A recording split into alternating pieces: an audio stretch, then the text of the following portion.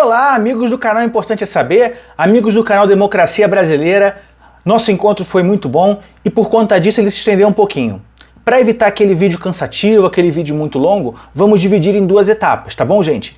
Essa primeira etapa vai falar da questão do Paulo Guedes, da sua fala, né, em relação à expectativa de vida do brasileiro, e no segundo momento a gente vai fazer um segundo vídeo falando da questão da CPI, tá bom, gente? Fique então com a primeira parte após rodar a vinheta.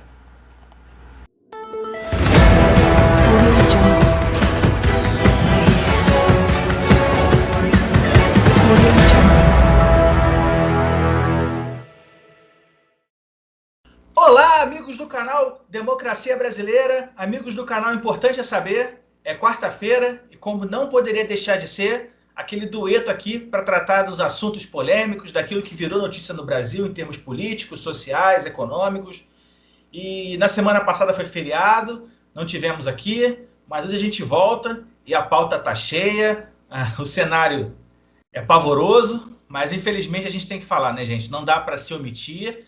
E já vamos começar aqui botando o dedo na ferida e falando do nosso brilhante, né, Pacheco, seu imenso talento, Paulo Guedes, que essa semana estava muito inspirado, né?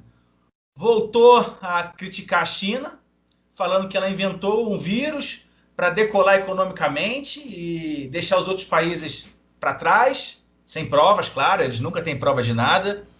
E para piorar, né, acusou o brasileiro de querer viver muito. Ou seja, o brasileiro quer viver 100 anos, e aí ele quebra a economia, ele quebra a situação do SUS, a situação da Previdência Social, enfim. O Paulo Guedes estava muito inspirado. Mas só para, já passando a bola aqui para o meu amigo Henrique se apresentar, eu vou trazer um dado essa semana que contradiz um pouco o que o seu Paulo Guedes diz, né? A gente teve a divulgação dos dados relativos a 2020 da expectativa de vida do brasileiro. E depois de muitos anos, essa expectativa veio a cair. Em média, 1,9 anos, ou seja, quase 2 anos a menos na nossa expectativa de vida hoje. A gente retroage aí a mais de 3 anos na nossa expectativa, sendo que ela é média. Se você pegar estados como, por exemplo, o Amazonas, 3,28 anos, o Distrito Federal, 3,68 anos, a gente vê que a questão é muito grave. Então, Paulo Guedes, esconder a sua incompetência em números, em expectativas de vida, não é o melhor caminho. Eu acho que o brasileiro viver mais não é um problema, desde que o Estado se prepare. Porque o sueco vive muito, o norueguês vive muito, o dinamarquês vive muito, o próprio chinês vive muito, os países orientais, japonês, enfim, é normal essa questão. Falta, eu acho que é um planejamento no seu ministério. Mas, complementando aí, meu amigo Henrique, Paulo Guedes está inspirado, hein? Será que ele está querendo se despedir? Olá, Leonardo, doutor Leonardo, muito prazer estar mais uma vez presente com você. Olá, pessoal que está nos assistindo. Estamos aí presentes todas as quartas-feiras para estar discutindo sobre a política brasileira, sobre o que ocorre nas notícias, o que ocorre no cenário que o país se enfrenta. E em relação ao Paulo Guedes, o liberal de infantária, aquele liberal que diz que é liberal, mas que não conhece o que é história prática, o que é a história do liberalismo, isso, como eu já falei em algum dos vídeos nossos, desde a época de Thomas Hobbes, quando ele falava do absolutismo, em relação ao John Locke, quando ele falava sobre essa questão de ter um Estado forte, intermediação de leis, ele não entende o que é liberalismo, ele é só uma pessoa, um falastrão, que diz que entende de economia, um especulador, mas que não sabe até hoje por que está no Ministério da Economia. Em relação à expectativa de vida. A gente consegue ver tendências. A gente pega a Itália, pega o Japão, pega a Dinamarca, Noruega, países aparentemente aparentemente, obviamente, menores que o Brasil, aonde que a economia do Brasil é maior, gera muito mais produto interno bruto que esses países, e esses países eles conseguem equilibrar a questão da idade.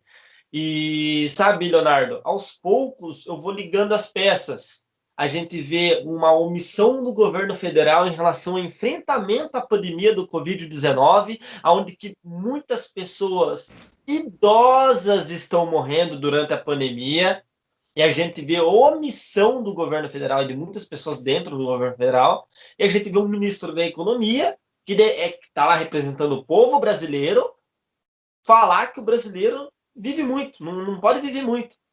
Então, peraí, então parece que se complementa a questão de não lidar em relação à pandemia, que atinge muito mais as pessoas idosas, né? E de não querer que as pessoas vivem. Então, será que uma coisa liga com a outra? Só estou supondo, né? Porque a fala que ele fez é uma fala assim, é uma coisa tenebrosa, uma barbárie.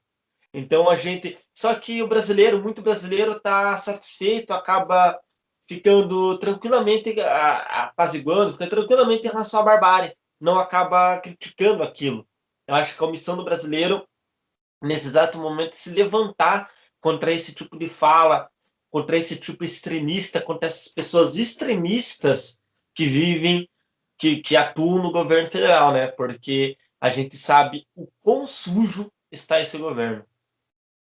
É verdade. Não, e uma outra questão também que eu queria ver sua opinião é insistir em atacar a China, sendo que o Brasil, a China é o nosso maior parceiro econômico, ou seja, muito da nossa soja, muito do nosso milho, muito da nossa carne vai para a China. Esse é o primeiro ponto. Segundo ponto, 90% dos insumos para o combate à pandemia vem da China.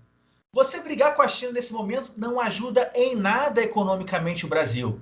E o Paulo Guedes vem insistir novamente em dizer que o vírus é chinês, sem ter uma prova de que é chinês. Não custa lembrar que a gripe espanhola, ela não começou na Espanha, ela começou nos Estados Unidos.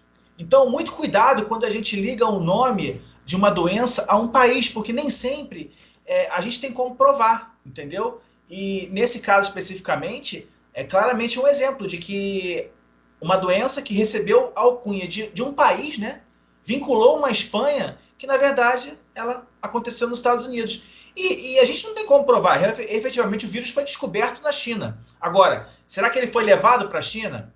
Será que alguém de fora? A gente não tem como provar. E nesse momento, o que menos importa é atacar o maior parceiro econômico que a gente tem, comercial. O que eu acho que a gente precisa efetivamente, Paulo Guedes, é ter boas relações com a China e com a Índia para ter o maior número de insumos no menor tempo possível, né, Henrique? Com certeza, Leonardo. Uma coisa que a gente nota é que isso é fato, não tem como negar os fatos, que muitas pessoas vivem ainda na Guerra Fria, pessoas que vivem com aquele pensamento da Guerra Fria, da guerra tecnológica que enfrentou a Rússia e Estados Unidos, da União Soviética, então Estados Unidos, sobre essa questão da Guerra Fria. Então, o que acontece? O marketing que tem em volta disso, porque realmente a história só é contada pelo lado que venceu. Só que Sempre. ninguém para olhar o outro lado. Ninguém consegue parar para ouvir o outro lado. Ou seja, o que é contado é a visão americana. E o marketing americano é muito grande em relação a isso, não tem como negar. E a gente pega em ver esse marketing em cima da China por questões ideológicas, essa questão, essa raiva e esses aplausos aos Estados Unidos e criticar a China por ter um lado ideológico diferente ou porque traduzir uma doença ou querer taxar uma doença de um território apenas por não concordar com certas ideologias, como a ala ideológica do governo federal. Então a gente vê a politização de uma coisa que não tem que ser politizada. A gente vê a China um país um dos que mais compram do que o Brasil vende, grãos, a carne. Então a gente vê um grande capital monetário vindo para o país.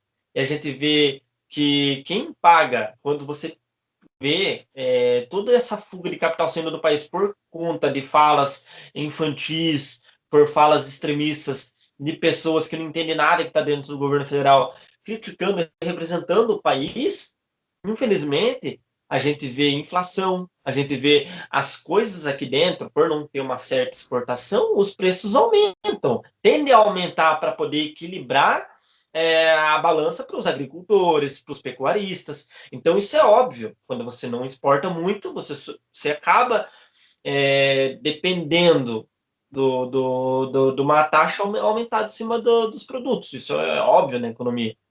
E a gente vê que isso só vai prejudicar, porque quem paga essa conta somos nós, né? Então, como é que a gente vai resistir a isso? Sabendo que o povo brasileiro, boa parte do povo brasileiro não tem culpa.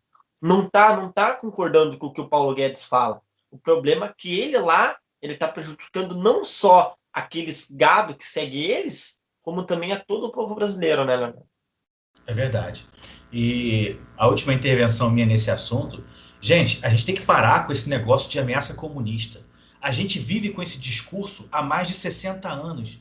Desde 1964 que a gente está escutando isso, que o Brasil tem uma ameaça comunista, e por causa dessa suposta ameaça comunista que a gente vive desde a década de 60 do século passado, a gente teve a queda de um governo democrático.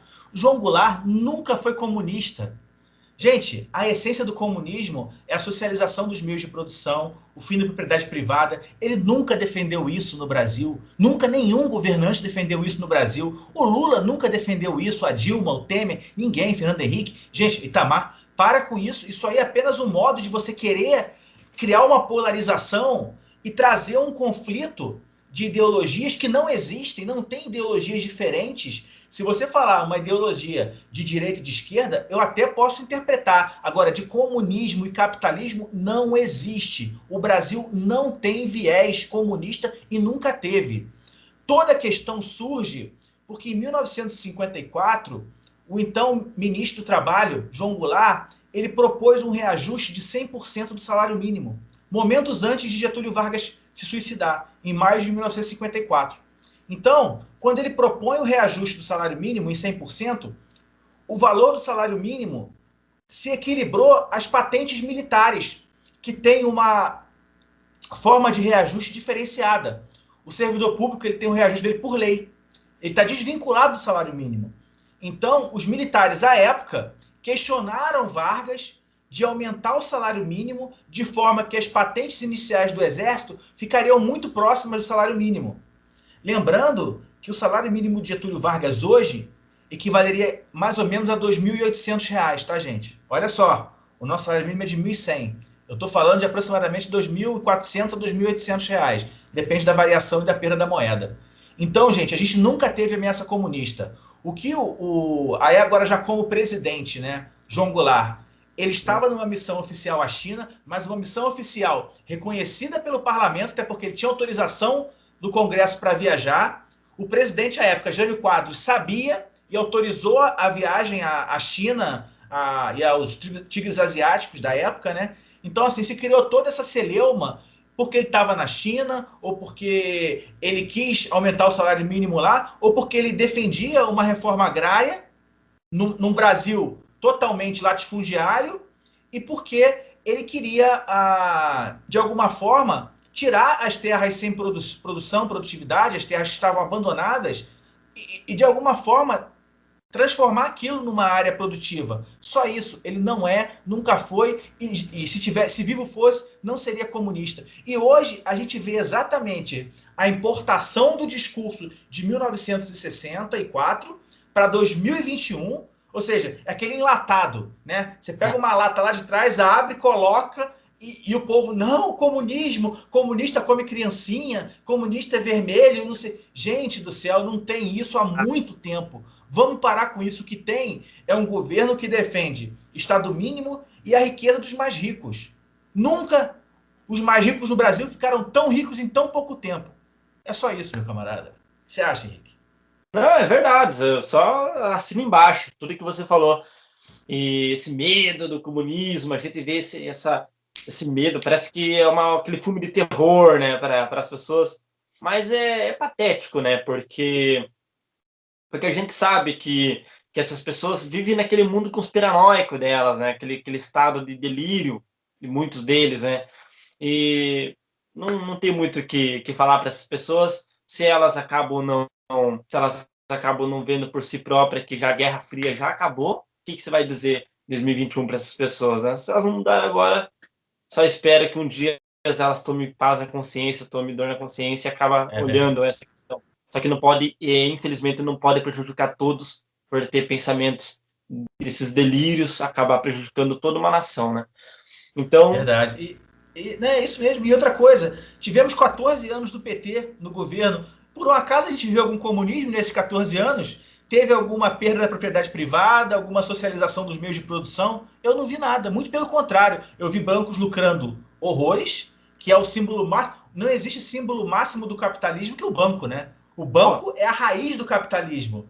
E a gente vê claramente os bancos lucrando muito na era PT. Então isso aí eu acho que é uma falácia que acaba vindo constantemente e meia dúzia cai, né? Cai nessa ameaça, aí já quer botar a igreja no meio, que a igreja sempre foi de direita, desde os tempos de Jânio Quadros, enfim, e João Goulart, mas é só um desabafo.